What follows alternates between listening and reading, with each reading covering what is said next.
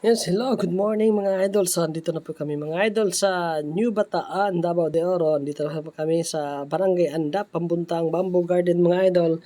So, ayan mga idol, kwento lang namin mga idol. Ayan, yan po yung driver na kamote rider mga idol. Tingnan nyo, kulang to sa seminar mga idol. Oh. Tingnan nyo mga idol.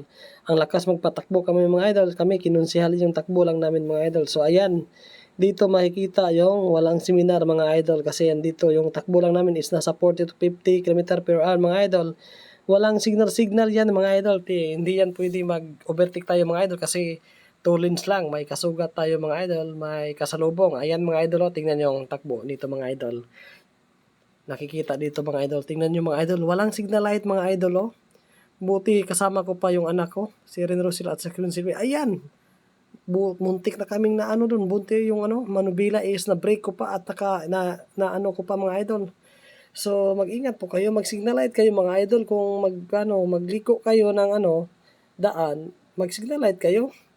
Yun lang po mga idol, muntik kami doon nasagi. Thank you so much for watching guys. Don't skip eyes, ride safe always. See you in my next video. Bye bye, love you all.